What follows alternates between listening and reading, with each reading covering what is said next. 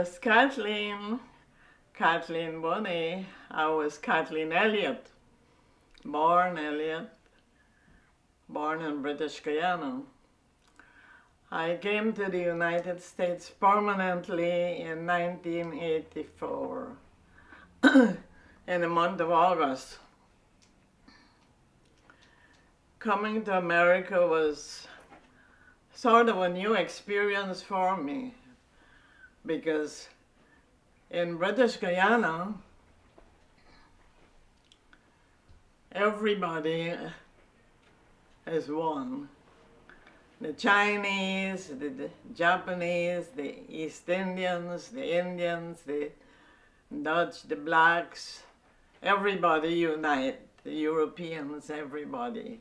We had no much segregation there until 1966, when the country called for its independence. A lot of underhand things happened, and it was said that the president, Burnham, he was the black, and Jagan, he was East Indian. Jagan was running and Burnham was running. And they seemed to say that Burnham undermined the situation and he caused a lot of uprisal. And we had a lot of killings and fightings. And that was the first time I experienced that in British Guyana. Anyhow, the British sent in soldiers, and things came to normality after a while. Anyhow, coming over here, I realized that everybody don't seem to acknowledge each other. The white, they feel that they're better. The Hispanics, they feel that they're better. And the blacks, they feel, well, how I must term it, left out. As if, well, they're not recognized. But it was never like that in Guyana. Anyhow, I learned to live with that, and I learned to accept whatever, because I got a lot of slightings. I don't know why, but many of the black women, they didn't take to me as much as the whites or even the Hispanics. Even when I started to work, because I came here and I had to go to school. I went to San Antonio College to do nursing assistant, and then I did medical assistant and got my LVM. And even during in my work atmosphere, the blacks seems to shun me. They never used to want to have too much to do with me. There's always some remark, some sarcastic remark or whatever. But you learn to live with that. But what I would like to say is, I met some very, excuse me, influential women coming to the United States. And I have to name a few of them. I'm not call too many names because I don't want anyone to get jealous. But Alice Rose and her mother, Lillian Kendall, they lived in New York. They are distant relatives of my grandmother. But I never knew them until I came to New York, because they live, Lillian, she lived in Africa. Her husband was a missionary there. And she lived in Africa. She went away after she got married, left Guyana, and she lived there for many, many years. And after he died, she came back, but she remained in New York. She had Alice, she had 4 girls. Can't remember, Gwen and Alice and 2 others. Anyhow, she was a nurse. And Alice, the eldest daughter, she was a school teacher. But they were like 2 peas in a pod. Loving, generous, understanding, sympathetic, every good moral you could think about. Very, very kind and helpful in every way. Nothing or no is too much for them to give or even of themselves. I left New York in 1985. We came to San Antonio. My son, he was supposed to go to Germany because we were staying with him in Huntsville in 1984. In 1985, he got his papers changed for him to come to San Antonio because he was here in the early 70s at the Academy of Health Science because he was in the military and he was medical. So they sent him here to San Antonio as an instructor in 1985. And he asked us to come along with him. I intended to go back to Guyana, but my husband said no, he wanted to stay. Anyhow, we came, and coming, I also met some very, very wonderful women. As I call her name, Linda Allen, she is one. NLK is 2. Lucy Pantour, she works at the Austin Community Center. I got to know Lucy in 1985, shortly after we came here, because my husband, the doctors refused for him to work because they said his pressure was too high. They said all he could do is like volunteer. So he started volunteering there at the community center, and Lucy was there. At the time, she was just assistant to the social worker, Miss Dees. After Miss Dees got married and left, she took over, but she wasn't being paid. So she went back to school, got her diploma as a social worker. Then she was being paid, and she worked as a social worker and secretary. But the qualities that I have noticed, observed in her, is wonderful. She's patient, she's tolerant, she's loving, she's giving, she's helpful in every way. And she could sit here and hear you talk about her in the worst way. And then 5 minutes you come to her for help. She never turned you away. She's very, very understanding. Sometimes we talk. I said, Lucy, they would never get another one like you here, you know. She said, I know. Anyhow, that's number 3, right? Number 4. There's another lady, Mrs. Murray. She's a Barbadian. She too is very, very loving and kind and helpful. She's a nursing instructor. I got to know her about 10 years ago. She started coming to the church that I attend. And in so many ways, you know, I find her tolerant and very consistent. You know, no, well, we all have faults, one way or another, but she's very understanding,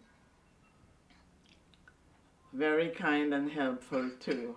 And she has been a great blessing to me, very helpful to me in many, many ways. Also, I have 3 friends that has been supporting me from the time I started my little giveaway project at the end of the year. Betty Shore and her daughter Carol and Pam Cornell. Every year, or whatever it is, they would give me a contribution. They helped me with my little project. I've been doing that after I started at the lighthouse, after I began to lose my vision. I started to go to the lighthouse in 2000. And there I learned one year somebody asked to take up a donation to help another family. And we prepared 2 baskets. And from then I started my own little project too. And I would crochet my hats. I would get scarves and caps. I make them, buy the material, and I make caps. I collect coats and socks. I purchase the socks and the gloves and make little bags. And I have a very good friend, Jerry Flores. He's always willing and helpful. He would come and take me down to the Starved Shelter or under the bridge, and we'd hand out our little donations there. So I try to make every bit of my time here right now as useful and as fulfilling as possible.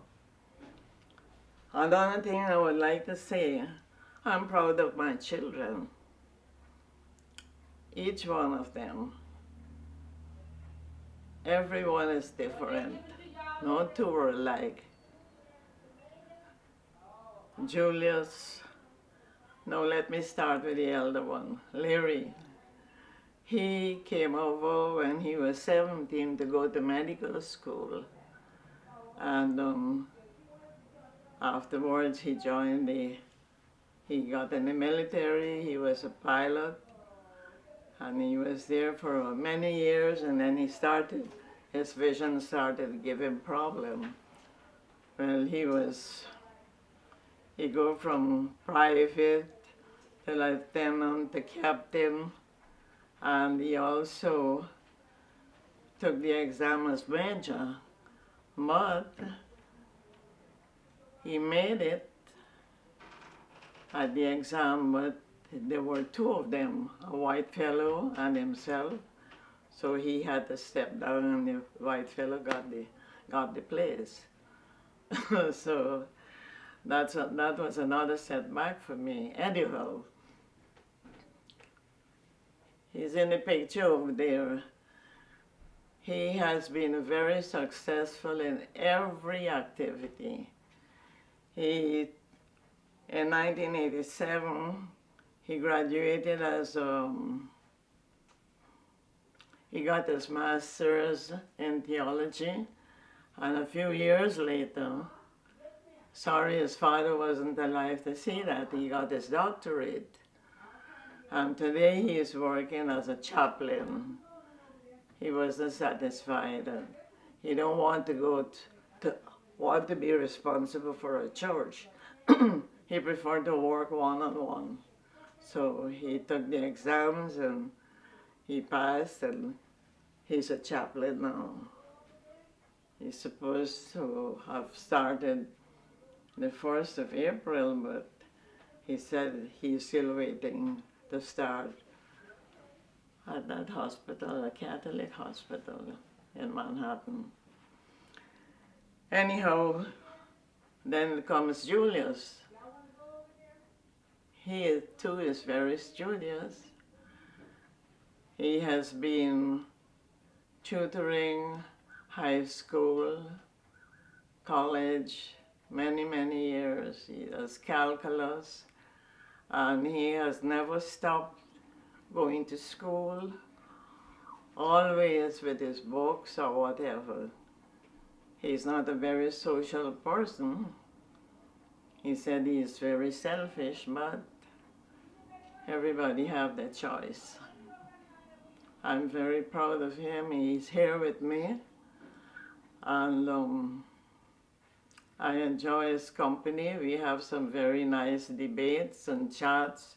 Some things we agree on and some we don't, but we're not all alike. Then comes Charles, the one after him. He's a school teacher as well as he works at a company. They make these suits, I think, what they call them? Something like these space suits that they use in the hospitals. But anyhow, I'm proud of him too. He has a family of 3, 2 girls and a boy. The eldest girl, she got a scholarship to Incarnate Word College some years ago. The little one, she got a scholarship, and right now she is at, I can't remember the university she is at. But the boy, he goes to San Antonio College, and he is versed in just what you're doing there too. He wants to do that. So my daughter, she graduated from Temple University in 1987, I think, or 88. And then she got her papers in economics, and she started working at SEPTA as she was in charge of the accident payroll.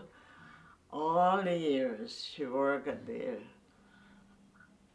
the bus company until a few years ago she got supervisor. She trained many, many girls in her line of duty. So each one of them, I'm proud of them. We hadn't much of this world's goods. I never owned a car. The children had cars, but their father and I never had a car. We ride our bicycles and make much of whatever it is. But I will say, my life has been a very successful one. I try to make use of each moment. I try not to be envious of anyone. Nothing matters to me. Money or nothing that this world has to offer. As long as I have what I need, I'm satisfied. And I thank God for the friends that I have, loyal friends like McDonald. She's so sweet. Sometimes I wonder, what have I done to deserve so much love and so much attention? Sometimes I sit here on the bed, awake in the morning, and I said, oh, well, today's another day. Well, teach me what to do, show me what to do, help my feet, help my mind. I thank God for my mind. As my daughter told me a few days ago, she wishing me Mother's Day, she said, how could you be crocheting and you can't see? I said, well, my fingers see for me, and my mind is still there. Thank God for that. So, we have to be thankful for every little blessing. And I'm so blessed. I reckon I'm so blessed. And I thank all those that have been so good to me in so many ways. You know, so very many ways. God has blessed me. Another good friend I made is Ruth Allison. She is the sewing instructor at El Austin Community Center. I got to know her a few years ago. She started coming there volunteering. And she has been very kind, and we talk and exchange views, and she's a wonderful woman. She too is involved in a lot of volunteer work. She does a lot of volunteer work. So it's good to receive, but it's better to give. And when we give, we might not have to give in cash or whatever, but we could give of ourselves. We have so much to give, so much love to give. I was the second child of my mother. I'm 98. This year, September coming, I'll be 99. I was born in 1918, September the 10th. I have a little poem in my book about Henrietta. A beautiful little village. Guyana is a beautiful country. Well, of course, every country has its beauty, but we have a lot of exotic animals there, birds and snakes and plants. The orchids that we pay so much at Mother's Day on Sunday. Who would like to give their mother an orchid? It costs so much. You could go, just walk up the hill, go at the back there, and they're there on the trees. You could just break them, gather as much as you like. A pink, a purple, a white. I lived there, we lived there permanently in 1984. August the 18th, 1984. And we came to New York. From New York, we went to Huntsville. My son was living in Huntsville at the time. He was captain at the Redstone Arsenal. And we stayed with him there the very time they were sending him to Germany. And he wanted us to go to Germany with him. And his father wasn't keen about going. I said I would go, but he wasn't keen about going. And then his papers changed and they sent him to San Antonio. And we came to San Antonio. 54 years. We got married in 1945. I was how old? 28, 38. I was 26 years old when I got married. I have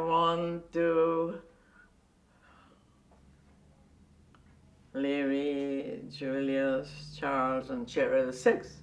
6 children. 6 children. One girl. She's the little one. Ah. She's 53 years old this year.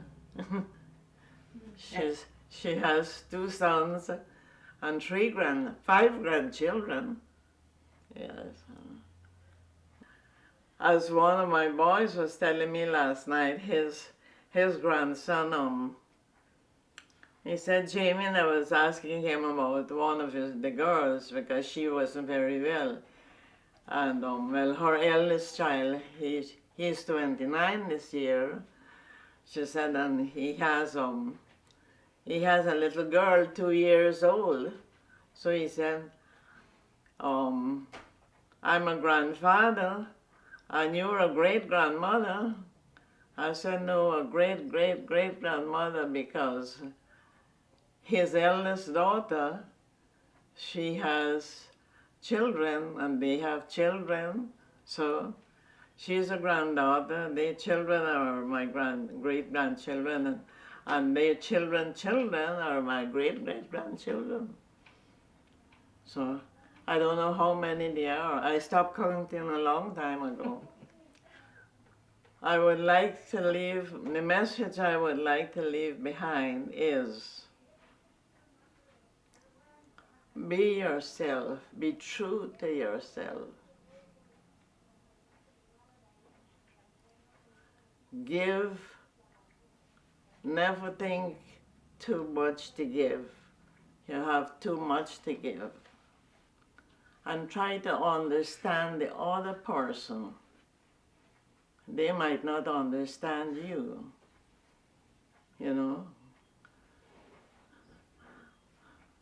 Sometimes we criticize and we condemn and we talk about, but if you would stop to think,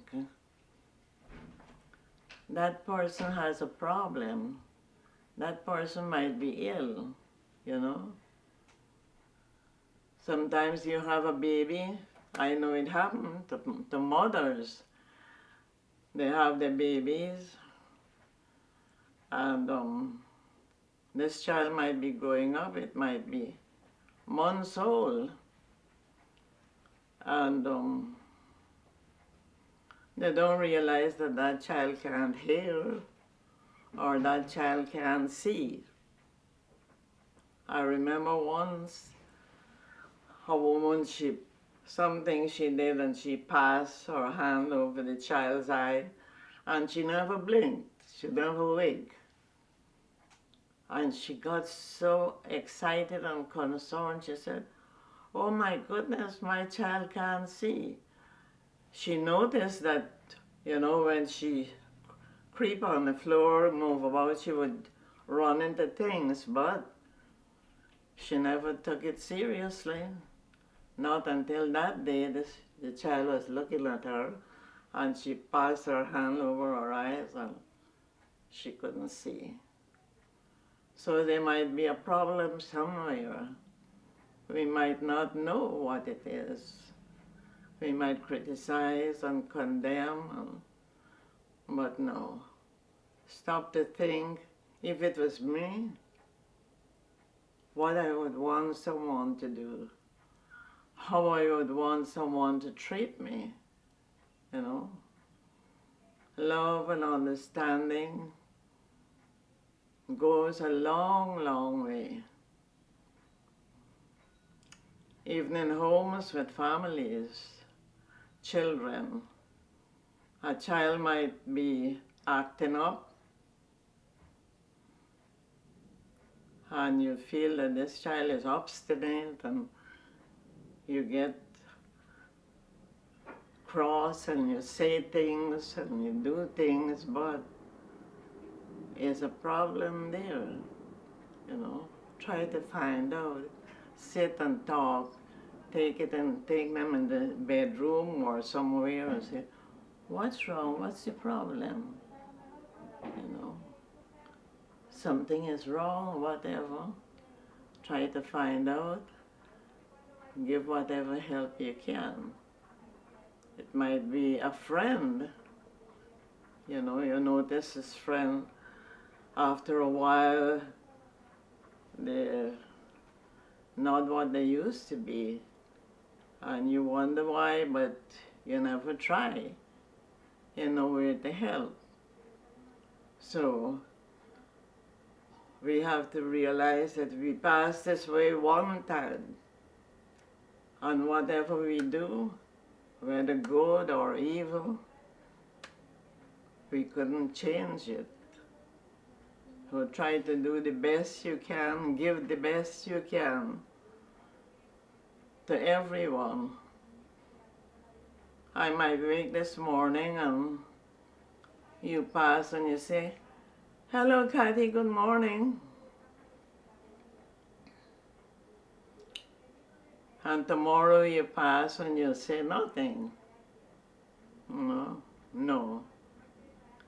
I remember at one time I had a neighbor, and I came out, I said, good morning. No.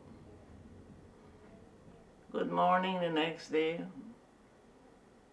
Good morning. So one day I made it my duty, and I took a bath, combed my hair, changed my dress, and I went over. I came to find out what's wrong. What did I do? Oh, nothing. Oh, oh. I was having, herself and her husband were having problems, so she was taking it out on me. I said, well, I'm sorry. Could we pray about it? Could we talk about it? Yeah. It never happened again. So we have to do what we can to make life worthwhile, not only for ourselves, but for others, you know. We live once. Whatever we do, it's there, it's done. Whatever we say, whether harsh or loving, it's there. Sometimes you say something and you regret it tomorrow, but you say it already. Can't take it back. You hurt somebody, yeah. So that's me. I try to be as docile and as humble as possible in every way. I might hear somebody criticizing another one, and I feel so bad about it, you know. And the next minute you see them talking and laughing with that person. Oh my goodness, you have to pray for them. And sometimes we don't understand, realize we are doing things and other persons are looking on, and that is how sometimes gossip get about, because I wouldn't go and talk about it, but somebody else might. You know what? I hear Barbara been talking about Jane, you know, and now look, she gone talking to her, you know. Yeah. So we have to understand that we live once, and this great God above, He's so tolerant and patient with us, and we are so hostile about each other. But no. Try to do the best you can, whatever little in your own little way, your little humble way, and try to make somebody happy. When you make somebody happy, you're happy too. And I always say, I do things, I don't do things for show, for fame. I do things because it makes me feel good, and it makes the other person happy, you know. I'm not looking for blessings. I'm going to give $5 here and expect God can give me $50, no. And I try to give or to do to those that won't be able to return it. So God has been good to me. I enjoy my life. Yes, we had some rough days, some hills to climb, some valleys to cross, but I'm here by the grace of God. And I thank Him so much for His love and His mercy extended unto me. And I pray that He would continue to keep me in my right mind. And this morning I said, I wish I would know the day or the hour that I'm going to die, because I'll be calling all my friends and keep them busy that day. And then the next thing they know, I'm gone. And they will say, oh my goodness, I talked to her this morning. Oh, I started to lose my vision in 1987. I had this thing they call pterygium in this left eye in 1940, in 1949, 50. I had surgery on this left eye. When I wore glasses, I had to wear glasses. Well, one day, I had to change them every 2 years. So this 1987, I went to change them, and it was a German doctor. He was on, where the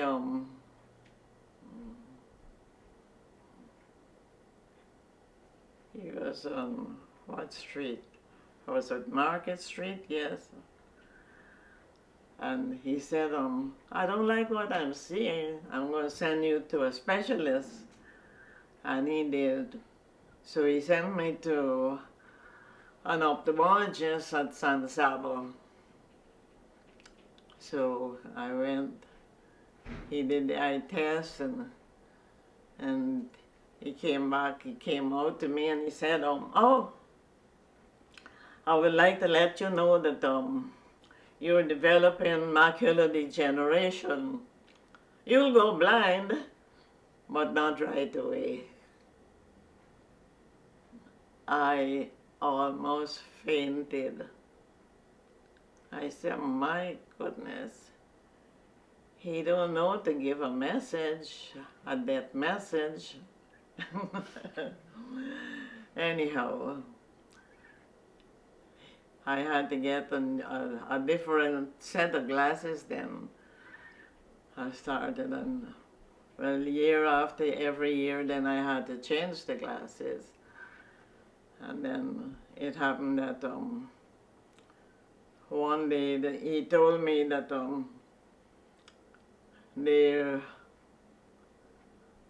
there's a surgery that they could do, but they don't have the machine in America. The machine was, I think it was made in America, but it wasn't approved. But they were using it in England. And if I could have gone to England and have the surgery there. But I would have to travel with a nurse. I have to have my plane fare, I have to pay her passage, I have to pay. And I was just working. My husband wasn't working, he only volunteered, and his salary wasn't anything much.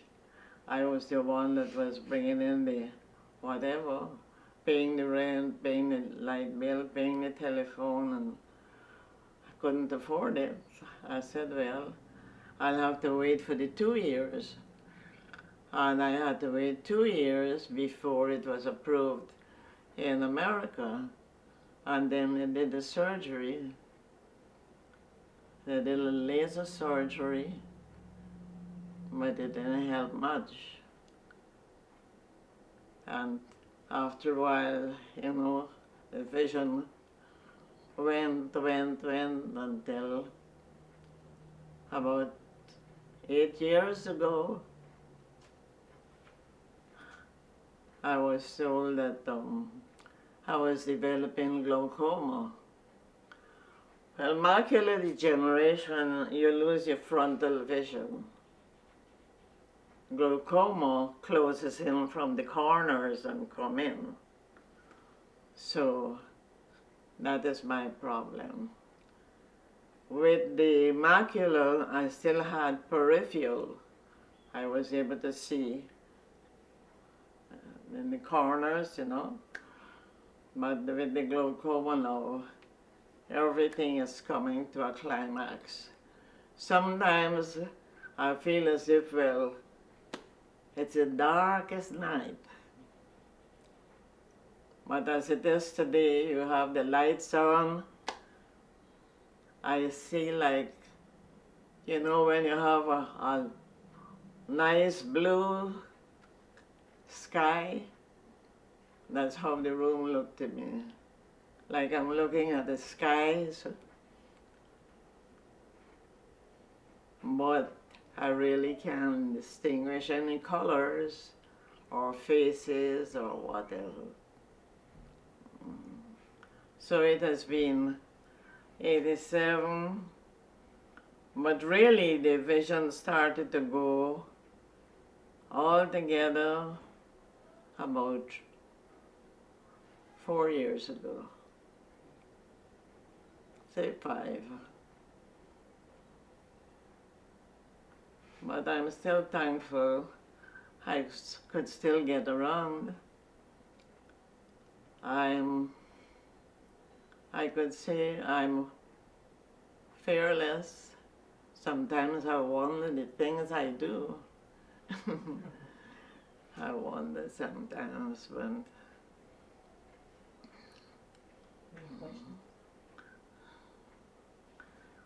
My eyes on my feet.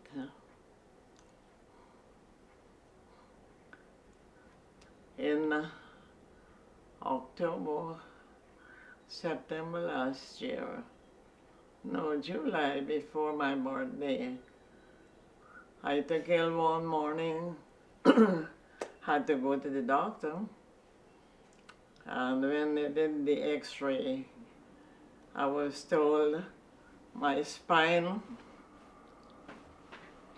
is shrinking, so that is the cause of my feet. I can't walk. I can't stand up very long. Well, thank you so much. Is there anything else that you would like to say before we finish? Huh? I said thank you very much. Is there anything else you would like to say before we finished? I must say thank you and thank Barbara. Excuse me.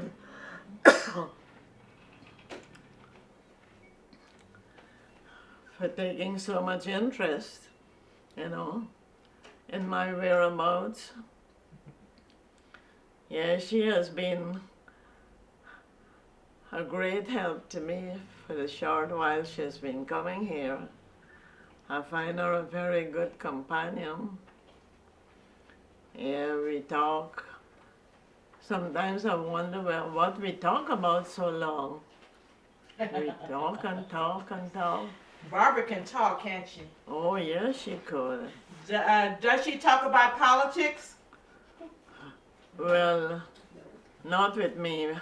I'm not a politician. Good. So what things do you enjoy talking about? Huh? What things do you enjoy talking about? We talk more about the Bible and about everyday life. And sometimes I remember an old song and she'll pull it up and I'll sing it or she'll play it. So, yeah. A favorite scripture. Mm-hmm. Yeah. Where to find that? There hath no temptation taken you, but such as is common to man. But God is able, and he will with the temptation make a way of escape, that ye may be able to bear it. So when trials and temptations and frustration and rejection come, don't worry, trust God. He said, there hath no temptation taken you, but such as is common to man. Everybody goes through some trial, some temptation, some rejection at some time. So you're not alone.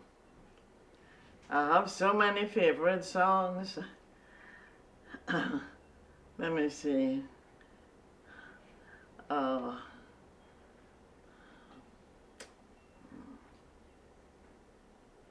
want to get the.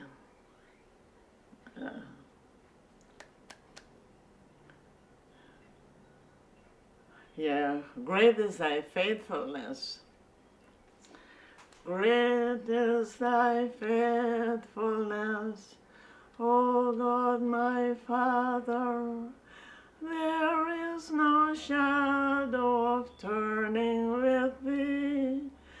Thou changest not, thy compassion they fail not. As thou hast been, thou forever wilt be.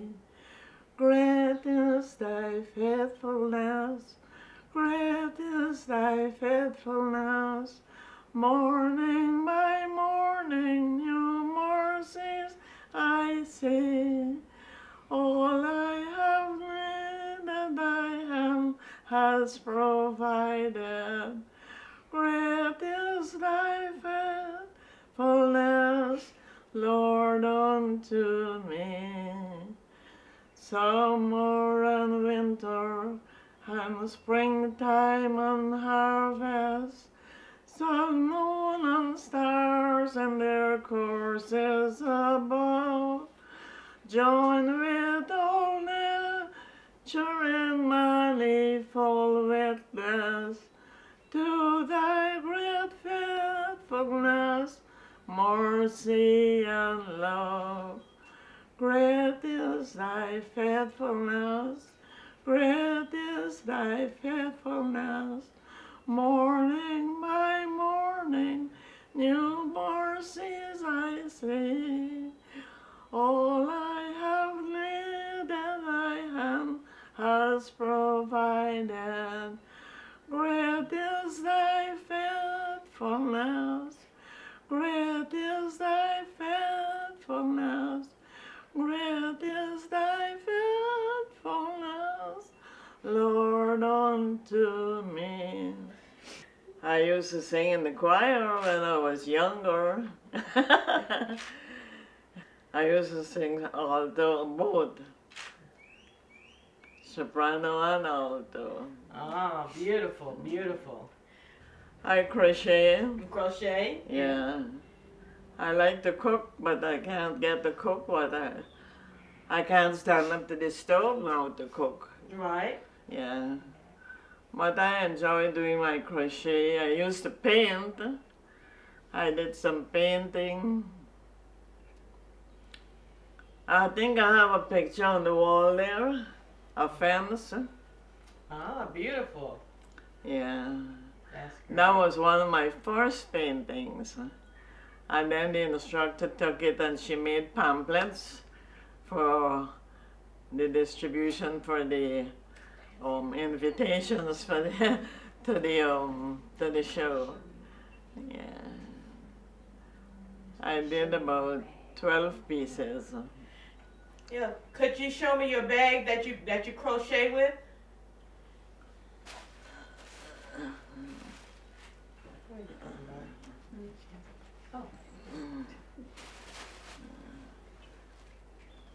The one I had just now, Mm-hmm. I have a piece here I just finished too. I did some for two girls.